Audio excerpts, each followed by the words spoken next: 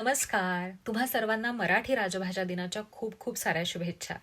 मराठी ही केवळ भाषा नाही, तर ती एक भावना आहे. या मताशी सहमत असलेल्यांना मराठी राजभाषा दिनाच्या खूप साऱ्या शुभेच्छा.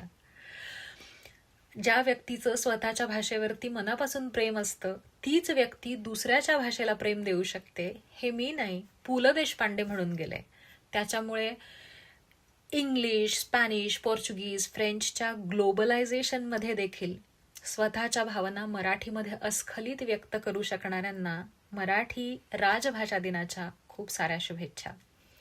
विंडोज ऑपरेटिंग सिस्टीमच्या सेटिंग्जमध्ये देखील मराठी वापरणाऱ्यांना मराठी राजभाषा दिनाच्या खूप साऱ्या शुभेच्छा. सोशल मीडियावरतीचे मेसेजेस किंवा मराठी मतं मराठी लिपीत लिहिणाऱ्यांना मराठी राजभाषा दिनाच्या खूप साऱ्या शुभेच्छा. परदेशात राहून देखील आपल्या मराठी रंगभूमीबद्दल, मराठी नाटकांबद्दल अपडेट्स ठेवणाऱ्यांना मराठी राजभाषा दिनाच्या खूप साऱ्या शुभेच्छा. देवबाभळी सारखं एक खूप सुंदर नाटक मराठीमध्ये आलं होतं आणि तो विषय इतका सुंदर पद्धतीने हाताळला होता. त्याच्याबद्दल अपडेट्स असणाऱ्यांना देखील मराठी राजभाषा दिनाच्या खूप साऱ्या शुभेच्छा. परदेशात बरीच वर्ष राहून देखील आपल्या मुलांना मराठी आली पाहिजे, समजली तरी पाहिजे ही तळमळ असणाऱ्या मराठी आईला किंवा मराठी बाबाला देखील मराठी राजभाषा दिनाच्या खूप साऱ्या शुभेच्छा.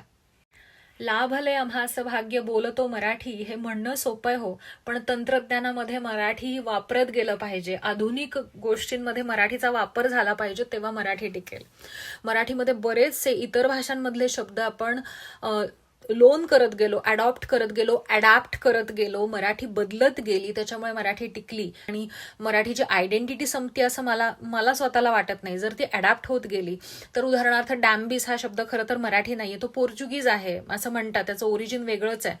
त्याचप्रमाणे असे बरेचसे शब्द मराठीमध्ये जे दुसऱ्या भाषेतून आपण तसेच्या तसे उचलले किंवा काही शब्द आपण स्वतःच बनवले. परवडेबल हा शब्द काही मराठी नाहीये, पण आपण तो काहीतरी इंग्लिश आणि मराठीचा कॉम्बो करून टाकलाय.